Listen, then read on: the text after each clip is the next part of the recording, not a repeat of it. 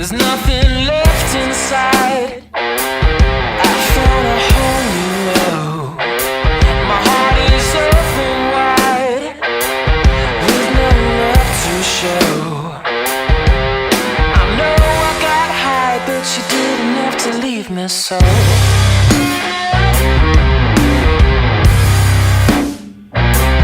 Brother beat me blue. Sister bled me dry. Alright, well, welcome to the West Texas 2018 Mule Deer Hunt, Borracho Cazadores. We're just headed on 54 north out of Van Horn in Texas. Going to chase some mule deer. Archery season opens tomorrow, and I got my wife with me behind the camera, and I've got one of my best friends from high school, Jason, and his wife coming up. Super excited about that. And then old Tenderfoot Brown himself following right here behind in tow in the Dodge. So we're excited. I don't really know what to expect. I haven't heard if they've gotten a ton of rain or not. It looks pretty green, just based on what we've been seeing on the way out here. But we're hoping to get out and glass some deer in the morning and possibly sit on some water in the evenings. Just excited to be back out here in Culberson County. So here's to a beautiful trip. We're excited, and hopefully we got some deer to show you here shortly. It'll be fun. Stay tuned.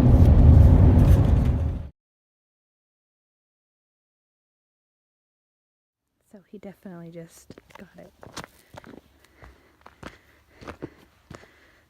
Couldn't get the shot on video because I'm still pretty green with Halloween to do the video with the binoculars and all of that. I'm definitely a rookie. But he got it.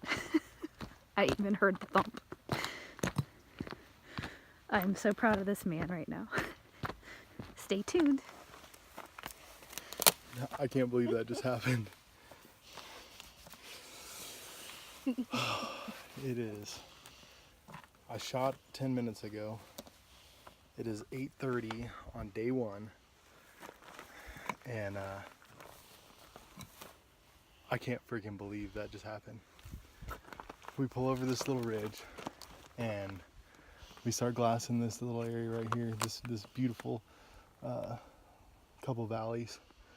And I look to my left and there's a buck standing at 200 yards, full velvet, nice deer.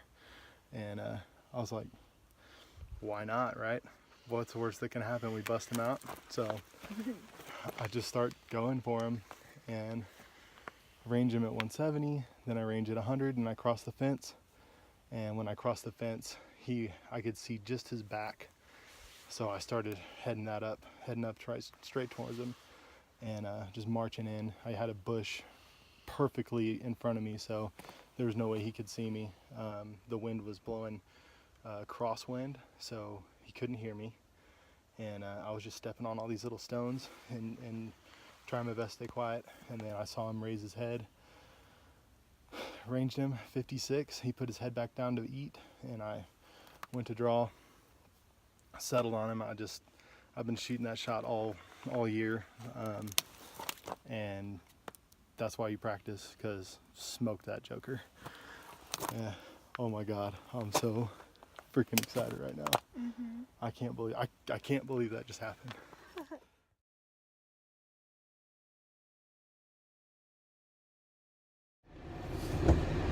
Okay, so it's 2:50 Texas time. We're cruising around, glassing, checking stuff out. Got an arrow in a pretty nice buck this morning. Found my arrow. Got about halfway through the animal, or half the arrow through the animal. The blood on the arrow looks good. The blood on the ground is non-existent.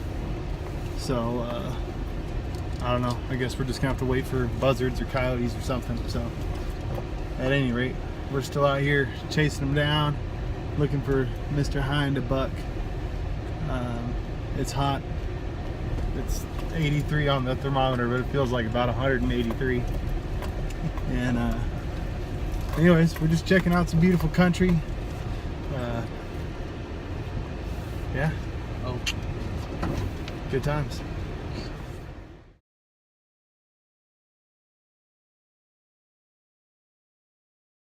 So this is afternoon, day 3. Sorry we haven't checked in a while. It's been pretty eventful. Long story short is we've got a really big buck bedded in a bowl.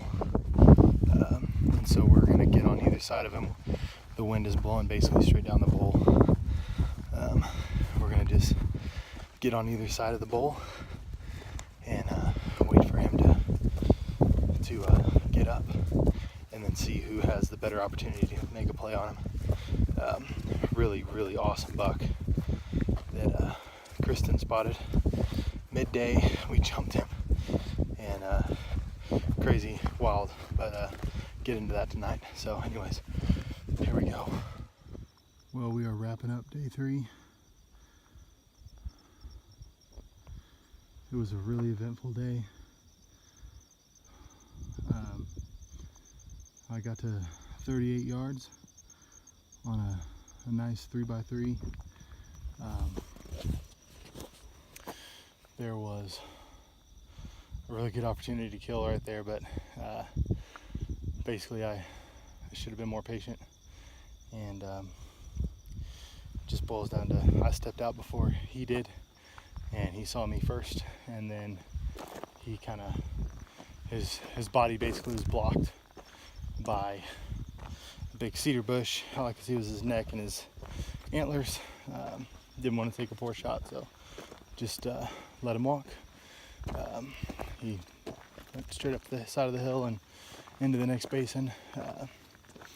And then this afternoon we're driving around just kind of checking stuff out, and all of a sudden a really big 5x5 jumps up, and we see him go over a ridge, so we look at the map, and thanks to onX Maps, that was like pivotal. We were able to swing around and get on this buck. We bedded him, and he bedded for maybe 5 minutes, and then all of a sudden just like jumped up, started kind of trotting away from us, and so we hauled ass over the next ridge and found him down on the bottom, and we jumped out. We were not prepared. I had shorts on and flip-flops, so I threw my boots out, threw my pants out, and my bow, and Chad jumped out and told Kristen to just take the truck up back where we came from, and so I caught the wind on him. Chad went uphill to see if he could maybe spot him for me, and I just slowly walked into the brush he was in. Once I got the wind, I had to go all the way down and then come back to him.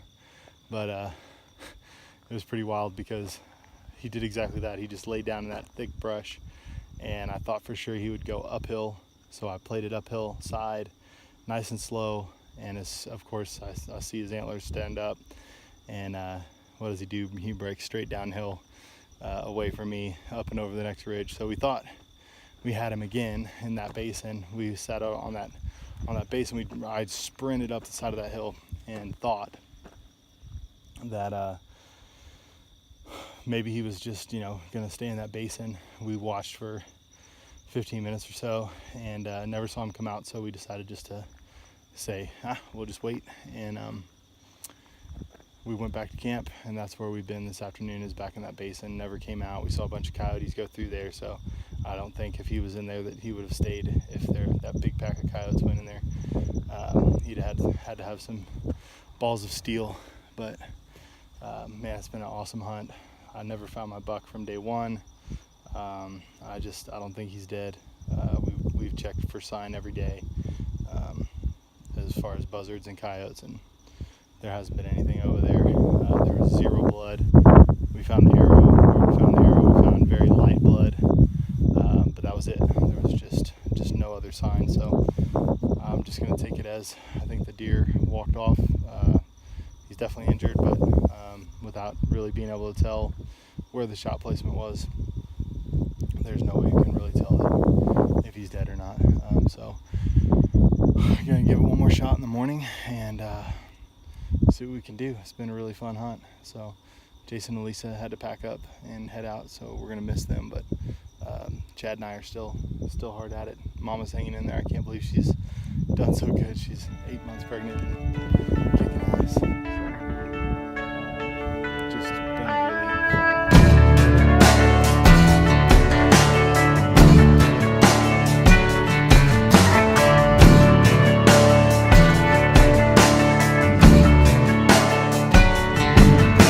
My bluebird, my blue book can fly as far as I can see. My bluebird has everything I need.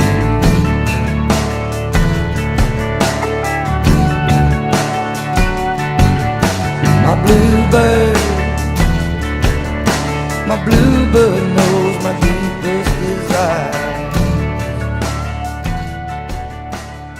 Last day, Wyatt got it done. Chris and I were just cruising around midday. We've got some nice cloud cover today, so the deer are actually up and on their feet. It's been nice and cool, good breeze, and we saw this guy run into a little ravine, and I said, man, last day, let's just give it a shot. What's the worst that can happen? And so I took off, got the wind in my favor really well. It was blowing really strong, so it's good for a stalk. And I knew he was in there with 3 other does, and they were closer from where I was coming from. They were closer, so as I was kind of creeping in, I got them out of their beds. Luckily, they didn't have my wind, so they didn't know what I was, and they just kind of walked up the side of the hill, and I guess it kind of worked to my favor because I knew he was a little further down, so I just kept nice and slow, moving down and into that little cut, and man, I saw his antlers kind of turn around, like I think he knew something was wrong, and he popped out of his bed and took about 10 steps up the side of the hill, stopped quartering away, turned around and looked at me, and I just touched it right there on his shoulder. That rage smoked him. Got full pass-through on this one. No need for any tracking or anything like that. He ran about 15 yards and piled up. It was awesome. So just a really awesome experience. I'm so fortunate to come out here and hunt this ranch, and I just can't say enough about all the animals out here. They're so smart, they're so tough. I put an arrow in a really big buck on the first day, and we kind of determined that he walked it off because there was nothing, no sign, no blood. The only thing we found was my arrow, and so fortunately I got to give it another whack, and I got me a full velvet 5-point. So man, West Texas archery hunting is something else, but I'm thoroughly in love with it. So thanks for sticking around and watching.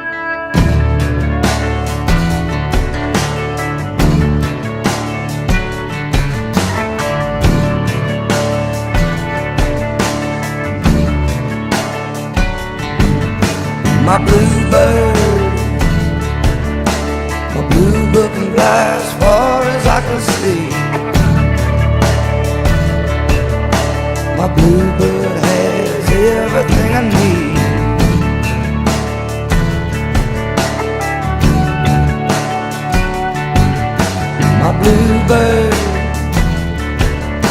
My bluebird knows my deepest desire.